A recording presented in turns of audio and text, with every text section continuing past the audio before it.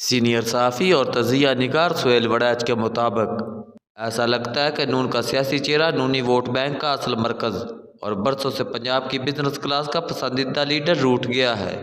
اسے کمزور حکومت کا چیلنج قبول کر کے خود ڈرائیونگ سیٹ پر بیٹھنا چاہیے تھا، مگر اس نے اسٹیئرنگ اپنے مینیجر بھائی کے حوالے کر دیا۔ ہو سکتا ہے کہ وہ اب بھی بیک ڈرائیونگ کرے، لیکن جب وہ خود ڈرائیو کرتا تھا تو ساتھ ساتھ سیاست بھی کرتا تھا۔ چھوٹے بھائی کا زیادہ فوکس مینجمنٹ پر ہے، سیاست پر نہیں۔ وہ سوچتا تو ہوگا کہ اس کے ساتھ کیا ہوا اور کس نے یہ کیا۔ اسے بڑے شوق سے واپس لایا گیا، مقدمات ختم ہوئے، لیول پلینگ فیلڈ کا بندوبست ہوا، مخالف جیلوں میں ڈالے گئے۔ بہترین امیدوار تھے، ان میں سے بھی چن چن کر کھڑے کیے گئے۔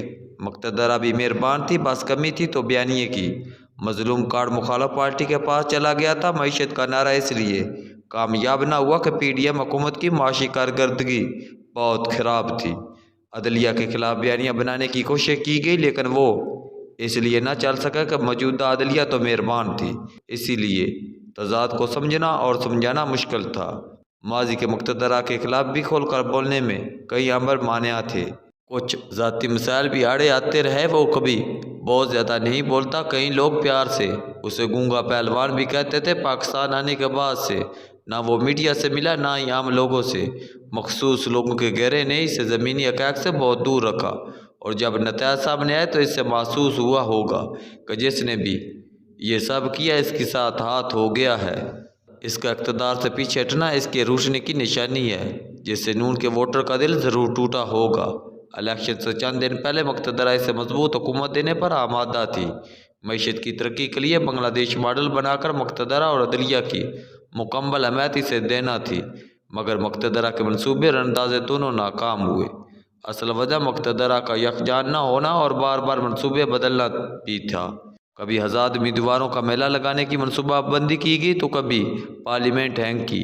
کبھی نون کو سب کچھ دینے کی بات کی جاتی اور کبھی کہا جاتا کہ دوائی زیادہ ڈال گئی تو نون کو روکیں گے کیسے۔ کبھی کہا جاتا کہ وہ تو ماضی میں کبھی مقتدرہ سے لڑتا رہا ہے، اس بار بھی لڑے گا، اس لیے بندوبست پہلے سے کر لینا چاہیے۔ مقتدرہ کے دو بڑے تو چاہتے تھے کہ وہ آئے اور مضبوط حکومت چلائے، لیکن دو بڑوں کے نیچے والے اس حکمت عملی سے متفق نہیں تھے۔ وہ اس چیک اینڈ بیلنس کے زیادہ حامی تھے۔ مقتدرہ کا بدلتے ہوئے فیصلے نے اسے لازماً محسوس کیا ہوگا، اس لیے وہ روٹھ کے بیٹھ گیا ہے۔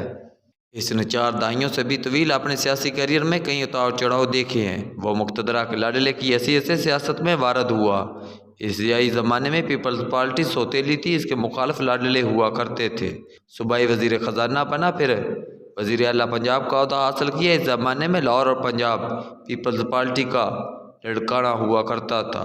اس نے ترقی، معیشت اور روزگار جیسے حربے اختیار کر کے اپنی سیاسی گنجائش نکالی، اور پھر کبھی خوف اور کبھی ترغیب و تحریض سے آہستہ آہستہ پیپلز پارٹی کو کمزور کیا۔ ساتھ ہی ساتھ وہ پنجاب کی مڈل کلاس، بالخصوص پنجاب کی بزنس کلاس کی آنکھوں کا تارا بن گیا۔ پی پی مخالف معاذ رائی کا چیمپئن ہونے، دائیں بازو کے وید بڑے لیڈر ہونے اور اپنے مذہبی تشخص سے اس نے جماعت اسلامی اور مذہبی جماعتوں کا ووٹ بینک بھی اپنی طرف کھینچ لیا۔ پیپلز پارٹی پنجاب میں اس کی سیاست کا مقابلہ نہ کر سکی اور آہستہ آہستہ اس کا ووٹ بینک بالکل ہی ختم ہو گیا۔ دوسری طرف لاڈلا بھی ازمائش میں مبتلا ہو گیا۔ مقتدرہ سے بگڑی تو سوتیلا ہو گیا، مگر سمجھدار بہت تھا، ہمیشہ پچھلا دروازہ کھلا رکھتا، لڑائی کے ساتھ ساتھ مذاکرات بھی کرتا رہتا۔ 4 بار مقتدرہ سے لڑا اور پھر صلح کرتا رہا۔ آج کل پھر مقتدرہ کا لاڈلا تھا، مگر سازشوں کا مقابلہ نہ کر سکا۔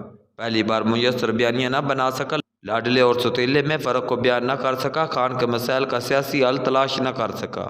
انتخابات میں سب سے اہم سوال یہ تھا کہ خان کا کیا کرنا ہے۔ وہ جواب دینا تھا، مقتدرہ سے پوچھو۔ حالانکہ جواب ہونا چاہیے تھا کہ اس مسئلے کو حل میں کروں گا۔ لوگ اسے بولا سمجھتے ہیں، لیکن وہ بہت سیانہ ہے، مگر اس بار غصے کی وجہ سے مار کھا گیا۔ غصے میں کیے گئے فیصلے درست نہیں ہوتے، اور مسالت کی بات کرنا تو تحریک انصاف غیر متعلق ہو جاتی۔ معافی نہ دے کر اس نے پی ٹی آئی کو زندہ رکھنے میں مدد دی۔ اب وہ مریم اور شہباز کی سیاست میں سرپرستی کرے گا، قومی اسمبلی میں نمائندگی کرے گا، لیکن اصل توجہ پنجاب پر دے گا تاکہ مریم کا مستقبل سیاسی چہرہ بنا سکے۔ میری رائے میں جس طرح انسان کی زندگی کے مختلف مراحل ہوتے ہیں، بچپن، جوانی اور بڑھاپا اور موت، इसी तरह सियासी जमातों पर भी मुख्तलिफ मराइल गुजरते रहते हैं। नून लीग भी बचपन से जवानी में आई और अब बुढ़ापे की तरफ जा रही है। इससे चौथी बार मरकज़ में इक़्तिदार मिल रहा है। बुढ़ापे की निशानी ये होती है कि इस जमात में नए लोग बलखसूस नौजवान आना बंद हो जाते हैं। बदकिस्मती से यही हमारी पीपल्स पार्टी को भी लायक है। बिलावल भुट्टो नौजवान होने के बावजूद पंजाब की यूथ के लिए कशिश नहीं बन सके। दूसरी तरफ मुस्लिम लीग नून की क़यादत अरसा दराज से पुराने चेहरों के साथ सियासत कर रही है। नौजवान क़यादत की तरफ मतवज्जो नहीं दी जा रही। नया वोट नून की तरफ नहीं आ रहा। खान भी बूढ़ा है मगर यूथ इसकी तरफ मायल है। अब वक्त आ गया कि अगर तो नून और पीपल पार्टी ने ज़िंदा रहना है तो नौजवानों को अपनी जमात में शामिल करे। वो बेशक जाती उम्र में बैठकर सियासत ही करेगा मगर वो लाखों लोग जो इसे अपना लीडर मानते हैं मायूस हो गए हैं। इसे चाहिए कि जाते जाते कुछ ऐसा करे कि पार्टी में जान पड़ जाए। अब तो इसकी कोई मजबूरी भी नहीं। इक़्तिदार खुद तो लेना नहीं, अब सच बोले। पार्टी मफादात से ऊपर उठकर कौमी मफादात की बात करे। नफ़रत को सुलाने की खातर खान से भी बातचीत करने का रास्ता हमवार करे। वो पाकिस्तान में इस वक्त सबसे ज़्यादा तजर्बाकार सियासतदान है। अपने तजर्बे का जादू चलाकर सियासत में मफाहमत की बुनियाद रख जाए।